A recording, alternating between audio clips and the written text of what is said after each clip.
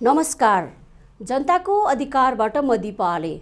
जनताको अधिकार कार्यक्रम नाइस टेलिभिजनबाट हरेक आइतबार बेलुका 9 बजेदेखि 9:30 बजेसम्म प्रसारण हुनेछ। जनताको अधिकारमा हामीले विशेष गरी राज्यदेखि पछि परेका र पछि पारिएका जात जाति भाषा धर्म संस्कृति लगायत देशको समसामयिक विषयमा चाहिँ केन्द्रित हुनेछौँ।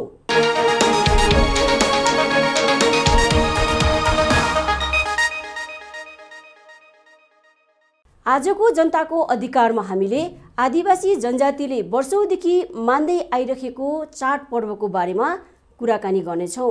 विशेष गरी यो वर्ष आदिवासी जनजातिहरूले आफ्नो चाडपर्वहरू खुसी साथ मान्न पाएनन्, किनकि वर्तमान सरकारले उनीहरूको चाडपर्वको बिदा कटौती गरिदिएको छ, जसले गर्दा यो वर्ष उनीहरूमा आदिवासी जनजाति लगायत अन्य समुदायमा आफ्नो चाडपर्व मान्न नपाउँदा नैराश्यता छाएको छ।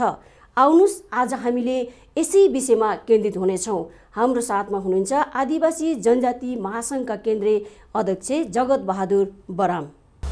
यहाँलाई चाहिँ जनताको अधिकारमा हार्दिक स्वागत छ। धन्यवाद। अहिले यो आदिवासी जनजाति महासङ्घको वर्तमान अवस्था कस्तो छ? अहिले त हामी विशेष गरेर चाहिँ नेपाल सरकारले आदिवासी जनजातिहरूको सांस्कृतिक पर्वमा हिजो दिँदै आएको सार्वजनिक बिदा कटौती गर्यो र त्यसैलाई पुनर्स्थापित गराउने कार्यक्रममा अभियानमा चाहिँ हामी लागिराखेका छौँ।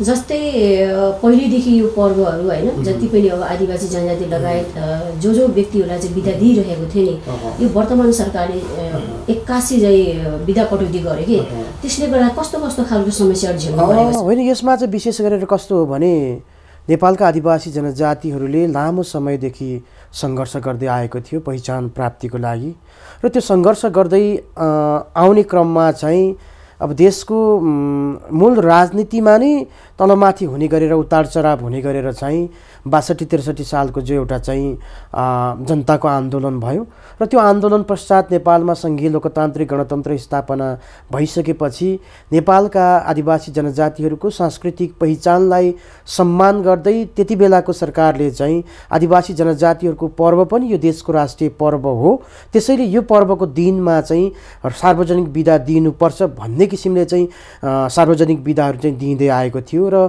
त्यो दिँदै आउँदाखेरि चाहिँ अहिलेको सरकार जो केपी शर्मा ओलीको सरकार छ, यो सरकारले चाहिँ त्यो हिजोका दिनहरूमा प्राप्त भएका उपलब्धिहरूलाई संस्थागत गर्दै त्यसलाई अझ सुदृढीकरण गर्दै अगाडि बढ्नुपर्ने थियो, तर त्यसबाट चाहिँ अहिलेको सरकार पछाडि फर्केर चाहिँ फेरि आदिवासी जनजातिको त्यो सांस्कृतिक पहिचानलाई चाहिँ मेटाउनको लागि परेको कारणले गर्दाखेरि यो सांस्कृतिक पर्वहरूको चाहिँ बिदा कटौती गर्यो। त्यसकारण हामीले भनेको चाहिँ के हो भने सांस्कृतिक पहिचानलाई मेटाएर चाहिँ मुलुकमा फेरि चाहिँ तपाईँको समृद्धि हुँदैन। मुलुकमा चाहिँ सांस्कृतिक विविधताहरू छन्, त्यो सांस्कृतिक विविधतालाई चाहिँ सम्मान गर्दै त्यसलाई उजागर गर्दै चाहिँ अगाडि बढ्न सक्यौँ भने नै मुलुकमा चाहिँ पर्यटन चाहिँ अलिकति विकास गराउन सक्छौँ। त्यसै गरी चाहिँ यो संस्कृति, यो सांस्कृतिक पहिचान चाहिँ सारा संसारको चाहिँ अगाडि हामीले फैलाउन सक्यौँ भने यो देशको सम्पत्ति हो, यसलाई चाहिँ विकास गरेर अगाडि बढ्न सक्यो भने मात्रै मुलुक समृद्ध हुन्थ्यो भन्ने हाम्रो परिकल्पना थियो। तर हाम्रो परिकल्पनाको चाहिँ तपाईँको बेगर चाहिँ सरकारले यो चाहिँ हाम्रो सांस्कृतिक पर्वहरूको बिदा कटौती गर्दाखेरि कहीँ कतै सरकार फेरि अलिकति निरङ्कुश हुन त खोजेको होइन भन्ने चाहिँ आशंकाहरू पैदा भइरहेको छ। अब 81 हैन, अब बिदा मान्दै आइरहेको हुँदाहुँदै पनि अहिले जुन बिदामा कटौती गर्यो, यस्तो अवस्थामा देशमा अहिले भनौँ न एउटा लोकतन्त्र आइसकेको छ हैन। लोकतान्त्रिक गणतन्त्र आइसक्दा पनि के आदिवासी जनजातिले चाहिँ लोकतन्त्रको अनुभव गर्न पाएको छ त? होइन, यो मैले त बारम्बार भनिराखेको छु कि नेपालमा अझै चाहिँ पूर्ण रूपमा चाहिँ लोकतन्त्र आइसकेको रहेनछ।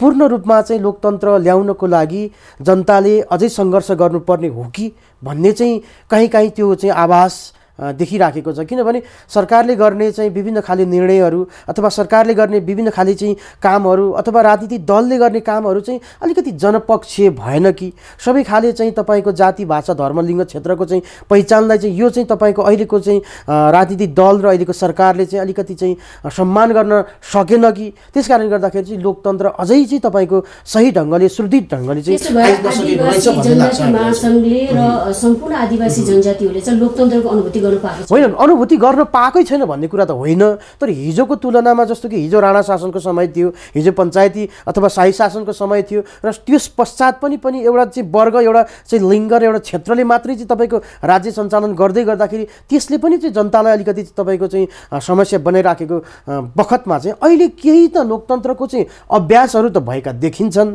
तर अहिले भएका लोकतन्त्रका अभ्यासहरू पनि केही क्षेत्र केही समुदायको लागि मात्रै देखिन्छ। तर वास्तविक रूपमा नेपालका उत्पीडित चाहिँ आदिवासी जनजाति होस् अथवा चाहिँ दलित होस् अथवा महिला होस् अथवा चाहिँ मुस्लिम अथवा मधेसी हो, उनीहरूले अझै लोकतन्त्रलाई चाहिँ सदुपयोग गर्न पाइराखेको छैन भन्ने हाम्रो चाहिँ ठहर भइरहेको छ। यो अवस्थामा चाहिँ अब सरकारले होइन यो देशको नागरिकलाई अहिले पनि अब उहाँको भाषा धर्म संस्कृतिहरू मान्न दिइरहेको छैन होइन।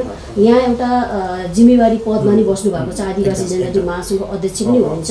कस्तो खालको चुनौतीहरू खेपिरहेको? होइन, हामीले चुनौतीहरू त धेरै खाले खेपिराखेका छौँ, किनभने हामीले चाहिँ भनेका छौँ कि संविधानमा चाहिँ संविधानले सङ्घीय लोकतान्त्रिक गणतन्त्र मुलुक भन्दै गर्दाखेरि संविधानमा चाहिँ सबै चाहिँ तपाईँको चाहिँ यो देश चाहिँ बहुधार्मिक बहुजातीय बहुसांस्कृतिक देश भन्दै गर्दाखेरि चाहिँ फेरि कहीँ कतै सरकार चाहिँ एउटै धर्म एउटै जाति एउटै समूह एउटै सम्प्रदाय र एउटै संस्कृतिलाई मात्रै चाहिँ पक्षपोषण गरेर अरू संस्कृतिलाई चाहिँ पछाडि धकेल्न खोजिराखेको अवस्था छ।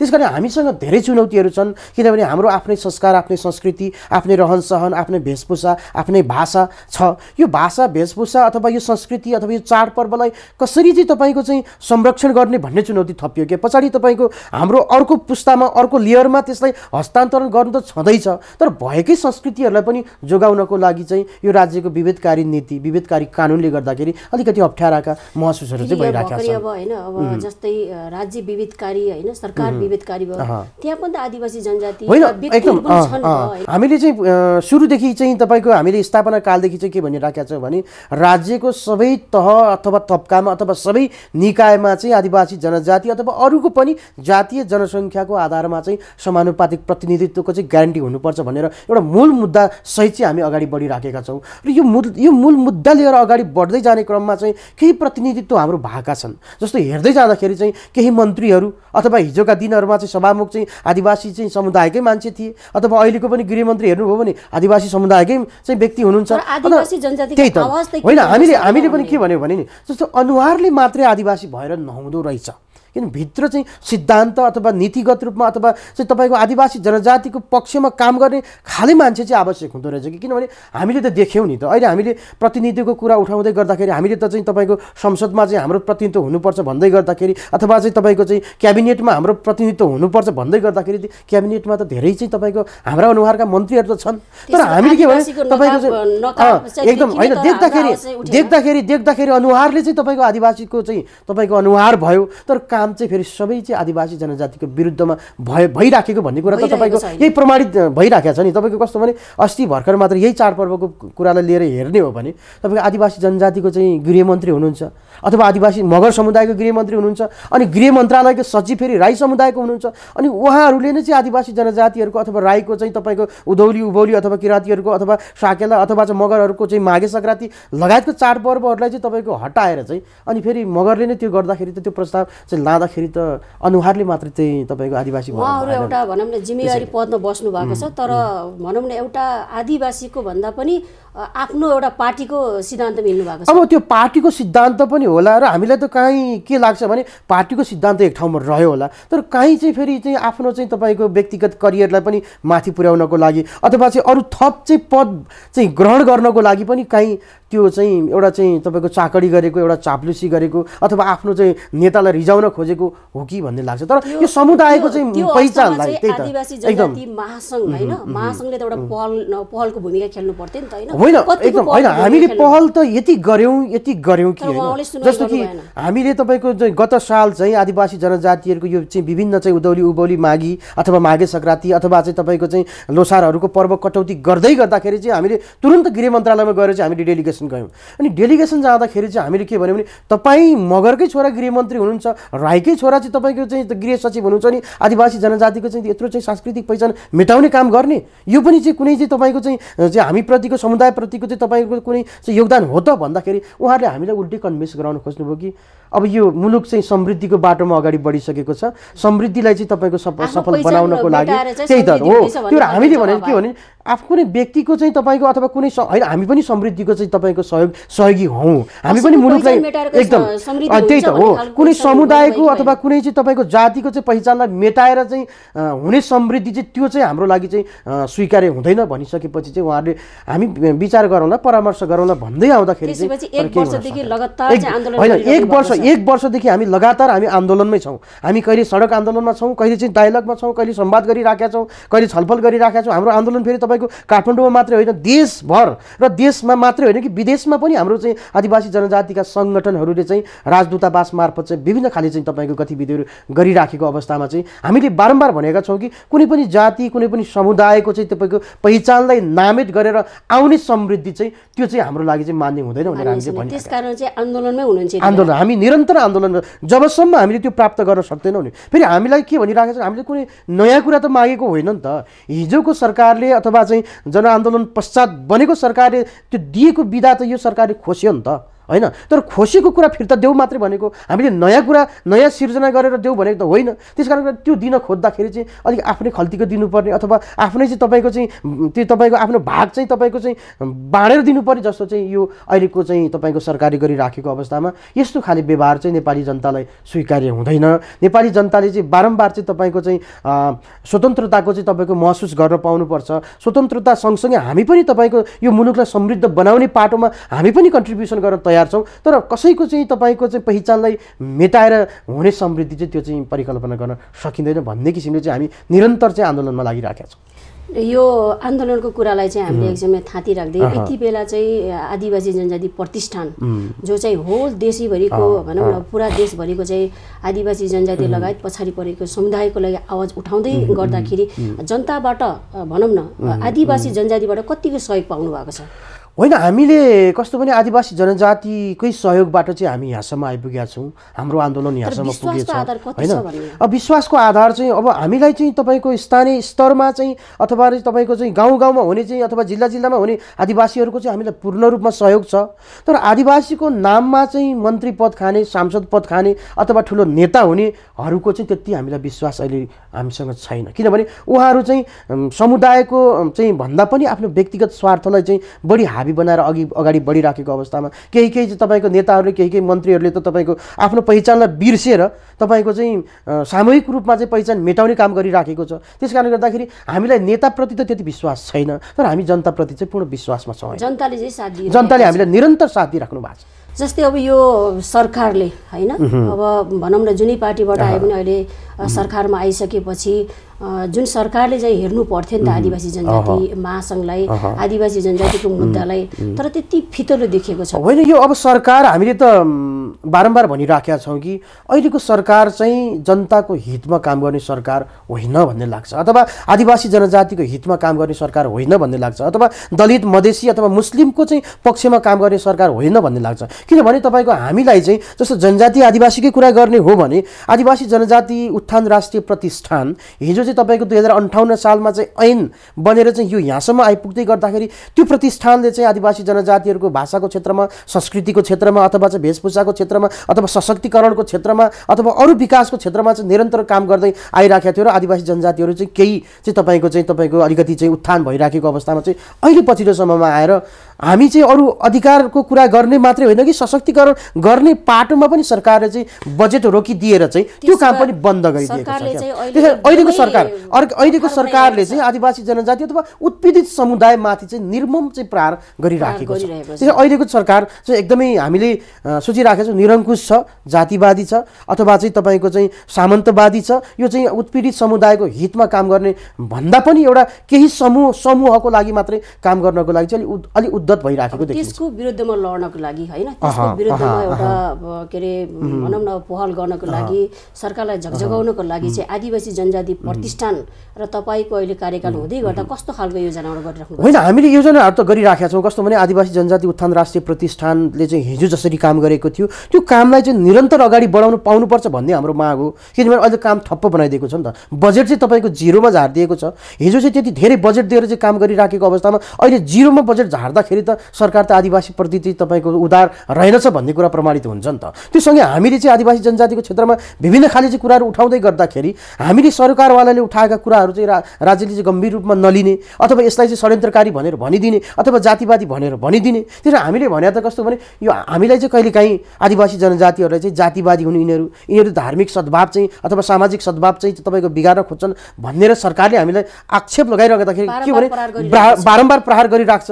तपाईँको हामी होइन कि जातिवादी, हामी चाहिँ तपाईँको धार्मिक अथवा सामाजिक सद्भाव बिथोल्ने होइन कि यो अहिलेको सरकार हो कि। किनभने तपाईँले हेर्नुहोस् न राज्यको सबै निकाय अथवा सबै तहको प्रमुख पदहरूमा हेर्नुहोस् अहिले तपाईँको चाहिँ एउटै जातिको मात्रै तपाईँको वर्चस्व काम भइराखेको छ। हेर्दै जाँदाखेरि राष्ट्रपति अथवा चाहिँ तपाईँको प्रधानमन्त्री अथवा प्रमुख न्याय अथवा के भन्छ प्रधान न्यायाधीश हेर्नुहोस् अथवा पुलिस आर्मीको चिफहरू हेर्नुहोस् अथवा अरू विभिन्न चाहिँ तपाईँको मन्त्रालयका सचिवहरू हेर्नुहोस् अथवा मुख्य सचिव सबै ठाउँमा एउटै जातिको मात्रै तपाईँको चाहिँ वर्चस्व कायम हुँदाखेरि हामी माथि चाहिँ विभेद भइराखेको छ। होइन भोट ब्याङ्कको लागि मात्रै पनि हो र राज्यलाई आपत र विपद पर्दाखेरि पनि फेरि आदिवासी जनजातिहरूले जोगाइराखेको छ क्या मुलुकलाई। त्यस्तो चाहिँ तपाईँको हिजो तपाईँको हेर्नुहोस् न तपाईँको चाहिँ राणा शासनको अन्त्यको लागि अथवा होस् अथवा चाहिँ पञ्चायती शासनको चाहिँ अन्त्यको लागि अथवा चाहिँ यो बहुदलीय शासन व्यवस्थालाई पनि अझ परिष्कृत गर्ने ढङ्गमा पनि हेर्नुहोस् अथवा 62-63 को आन्दोलन हेर्नुहोस् त्यहाँ चाहिँ आदिवासी जनजातिहरूको चाहिँ सबैभन्दा ठुलो योगदान छ। तर त्यो योगदानलाई चाहिँ कदर नगरिकन राज्य फेरि एक पक्षीय ढङ्गले अगाडि बढ्छ। त्यसो भए आदिवासी जनजातिले कहिलेसम्म अन्याय सहेर बस्ने होइन यो त हामीले बारम्बार भनिराखेका छौँ कि त्यही भएर त मैले अघि भने कि अझै चाहिँ तपाईँको असली चाहिँ लोकतन्त्र आइराखेको रहेनछ। पूर्ण लोकतन्त्र नेपालमा अझै आएको रहेनछ। त्यो पूर्ण लोकतन्त्र जबसम्म हामीले प्राप्त गर्न सक्दैनौँ नि तबसम्म आदिवासी जनजातिहरूले यस्तै विभेदहरू खेपिराख्नुपर्छ। तपाईँको भाषाको क्षेत्रमा हेर्नुहोस्, संस्कृतिको क्षेत्रमा हेर्नुहोस् अथवा अरू खाली तपाईँको क्षेत्रमा हेर्नुहोस् निरन्तर विभेद छ क्या। तपाईँको एउटा भाषा अथवा चाहिँ तपाईँको चाहिँ खसारेको भाषालाई चाहिँ तपाईँको यहाँबाट चाहिँ विश्वविद्यालय खोलेर चाहिँ तपाईँको चाहिँ त्यसको जगेर्ना गरिन्छ। अनि हाम्रो चाहिँ आदिवासी जनजातिको मगरको भाषा होस्, गुरुङको भाषा होस् अथवा राई लिम्बू थारू तामाङ नेवारको भाषा होस् उसको भाषाको संरक्षणको लागि चाहिँ हामी आफै चन्दा उठाएर चाहिँ त्यो तपाईँ बचाउनु परेको छ क्या। त्यही यस्तो विभेद चाहिँ जबसम्म अन्त्य हुँदैन तबसम्म चाहिँ लोकतन्त्र चाहिँ सुदृढ हुँदैन। तर अब नयाँ संविधान आइसकेको छैन, नयाँ संविधानमा पनि सम्पूर्ण जात जाति भाषा धर्म संस्कृतिलाई चाहिँ के अरे आफ्नो भाषा धर्म संस्कृति सबै कुराहरू चाहिँ के अरे मान्न पाउनुपर्छ होइन, त्यसलाई चाहिँ लिन पाउनुपर्छ भन्ने कुरा छ। तर हाम्रै आदिवासी जनजातिहरू चाहिँ पछाडि परेको हो कि आवाज नउठाएर यस्तो होइन। यस्तो आवाज नउठाएर भन्दा पनि आदिवासी जनजातिहरूलाई चाहिँ राज्यले हिजोकै अथवा 250 वर्षभन्दा पहिलेदेखि नै चाहिँ तपाईँको विभेदकारी नीति विभेदकारी कानुनहरूमा चाहिँ फसाएर राखेको थियो कि। किनभने आदिवासी जनजातिहरूलाई अगाडि बढ्न नदिने अथवा चाहिँ तपाईँको विभिन्न चाहिँ तपाईँको उच्च चाहिँ स्तरमा चाहिँ उनीहरूलाई चाहिँ तपाईँको आसीन हुन नदिने, उनीहरू आफै मात्रै हुने, जसले गर्दाखेरि त उनीहरू त पछाडि परे नि त होइन। त्यो परिराख्दाखेरि चाहिँ संविधानले त भन्छ तपाईँको चाहिँ प्रस्तावनाले भन्छ कि यो चाहिँ तपाईँको बहुधार्मिक देश बहुसांस्कृतिक देश बहुजातीय देश बहुभाषिक देश। तर त्यो भन्दै गर्दाखेरि संविधानले एउटा कुरा भन्छ र कानुन चाहिँ फेरि राज्यले कानुन बनाउँदाखेरि चाहिँ फेरि त्यो संविधानलाई चाहिँ तपाईँको बिर्सेर आफ्नै ढङ्गले फेरि एकल जातिवादी ढङ्गले चाहिँ कानुन बनाइराखेको छ। हो त्यो कानुनको विरुद्धमा पनि अहिले हामीले लड्नुपर्ने अवस्था आएको छ। जस्तै अब कानुन त आइसक्यो होइन, कानुनमा नै विभिन्न खालको कुराहरू चाहिँ आदिवासी जनजातिको मातहतमा छैन भनेर चाहिँ त्यसलाई परिमार्जन गर्ने भन्ने कुरा थियो। यो विषयमा चाहिँ कतिको होइन, यसमा हामीले बारम्बार भनेका छौँ नि यो संविधान नै चाहिँ पूर्ण छैन, यो अपुरो छ, यो अधुरो छ। यो संविधानले सबै जाति भाषा धर्मलिङ्ग क्षेत्र वर्गहरूलाई समेट्न सकेको छैन अथवा उत्पीडितहरूको भावनालाई समेट्न सकेको छैन अथवा आदिवासी जनजातिहरूको चाहिँ तपाईँको अधिकारलाई समेट्न सकेको छैन। यहाँ चाहिँ फेरि घुमाइ फिराइ चाहिँ एउटै जातिको मात्रै वर्चस्व हुने गरेर चाहिँ संविधान निर्माण गरिएको छ। त्यस कारणले गर्दाखेरि यो संविधान चाहिँ जरुर चाहिँ संशोधन गर्नुपर्छ र संशोधन गरेर चाहिँ त्यहाँ उत्पीडित समुदायको अधिकारहरूलाई चाहिँ त्यहाँ लेखेर अनि मात्रै अगाडि बढ्यो भने नेपालमा लोकतन्त्र आउँछ।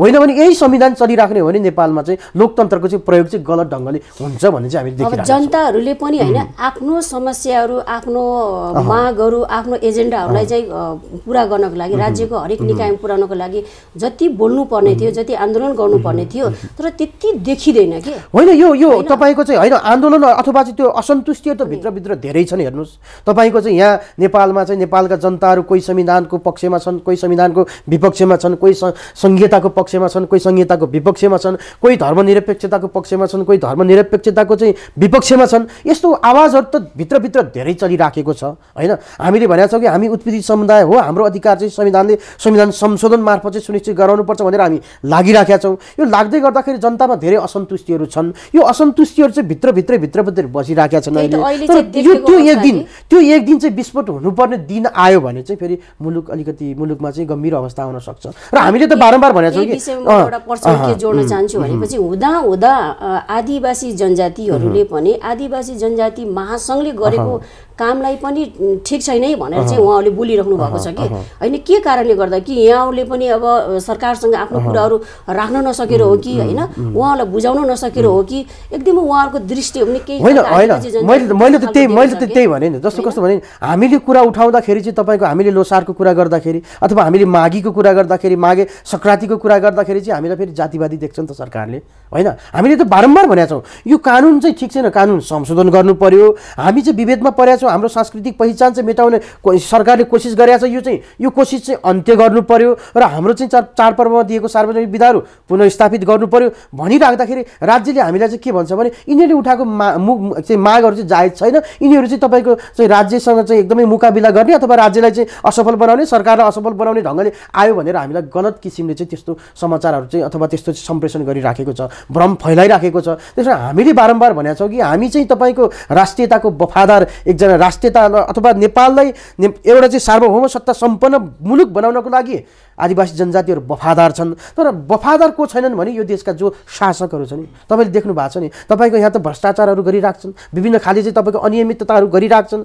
यहाँ त तपाईँको चाहिँ तपाईँको सुरक्षा शान्ति सुरक्षाको अवस्था नाजुक भइराखेको अवस्था छ। यस्तो अवस्थामा चाहिँ हामीले बारम्बार भनेका छौँ कि यहाँ त सबै जाति, सबै क्षेत्र, सबै वर्ग उनीहरूको चाहिँ अधिकारहरूलाई चाहिँ तपाईँको लिपिबद्ध गर्दै उनीहरूलाई पनि समृद्धिको बाटोमा चाहिँ डोर्याउनु पर्ने ठाउँमा चाहिँ हामी मात्रै समृद्धि बनाउँछौँ, तिमीहरू पछाडि बस्दै गर भन्ने किसिमले राज्य अगाडि बढ्दाखेरि चाहिँ यो दूरी बढेको हो। त्यसकारण हामीले भनेका छौँ कि जबसम्म चाहिँ आदिवासी जनजाति होस् अथवा मुस्लिम होस् अथवा मधेसी होस् अथवा महिला होस् उनीहरूलाई चाहिँ अधिकार सम्पन्न बनाउन सक्दैनौँ तबसम्म चाहिँ मुलुक समृद्ध हुँदैन।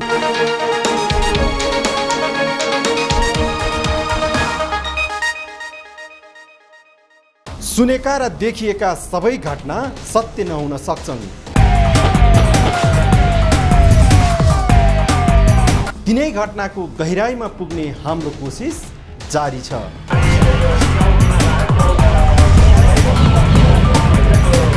क्राइम डायरी मात्र नाइस टेलिभिजनमा।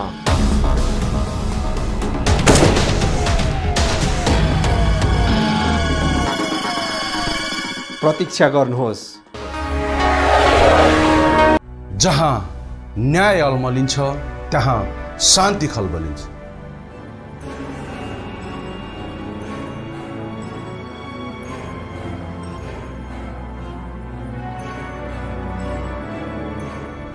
जहाँ शान्ति खल्बलिन्छ त्यहाँ विकास अल्मलिन्छ।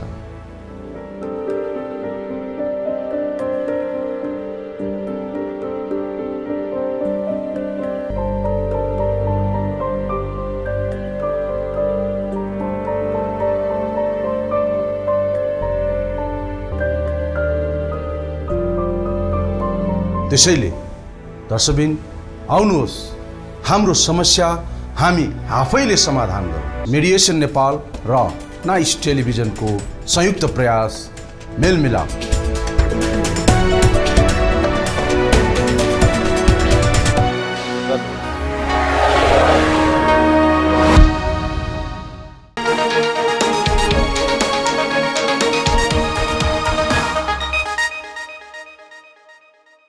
दर्शकबिन आज जनताको अधिकारमा आदिवासी जनजाति महासङ्घका केन्द्रीय अध्यक्ष जगत बहादुर बराम हुनुहुन्छ।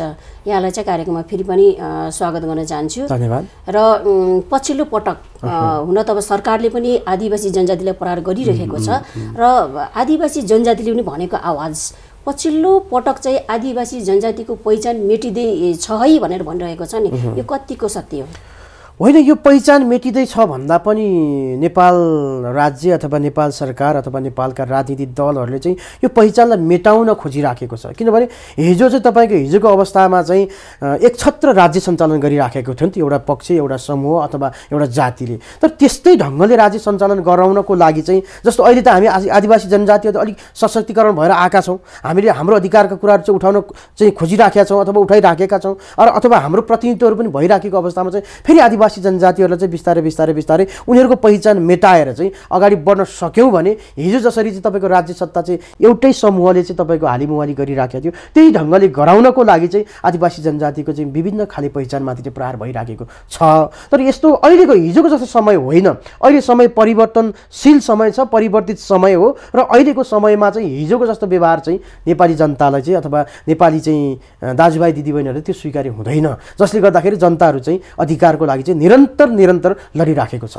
त्यसो भए आदिवासी जनजातिको सामाजिक राजनीतिक र आर्थिक अवस्था कमजोर भएको भन्ने चाहिँ महसुस गर्नुभएको छ? होइन, यो अवस्था चाहिँ मैले अघि नै भनिसकेको छु नि, जस्तो कमजोर भएको होइन तर कमजोर पार्ने चाहिँ षड्यन्त्रहरू भइरहेको छ। षड्यन्त्रहरू चाहिँ राज्यले पनि गरिराखेको छ, सरकारले पनि गरिराखेको छ अथवा यो सरकारको अथवा राज्यको विभिन्न खाले संयन्त्रहरू छ नि, त्यो संयन्त्रहरू पनि तपाईँको आदिवासी जनजातिहरूलाई अधिकार नदिलाउँ अथवा उनीहरूलाई अधिकार नदिउँ भन्नेतिर लागिराखेको हुनाले कहीँ कतै कतै सुनिन्छ कि आदिवासी जनजातिहरू चाहिँ सामाजिक रूपमा पछाडि परे अथवा आर्थिक रूपमा पछाडि परे अथवा सांस्कृतिक रूपमा पछाडि परे भन्दै गर्दाखेरि उनीहरू आफै मेटाउन खोजिराखेको कारणले गर्दाखेरि यस्तो भएको हो। अब आफ्नो पहिचान बचाउनको लागि होइन आदिवासी जनजातिले वर्षौँदेखि मान्दै आएको आफ्नो पहिचान भाषा धर्म संस्कृतिलाई होइन राज्यको मूल तहमा स्थापित गर्नको लागि चाहिँ कस्तो खालको कदम चाल्नु? हामीले त बारम्बार भनेका छौँ कि कस्तो भने मुलुक धर्म निरपेक्ष भइराख्दाखेरि अथवा मुलुकमा नयाँ संविधान आउँदै गर्दाखेरि अथवा लोकतान्त्रिक गणतन्त्र हुँदै गर्दाखेरि चाहिँ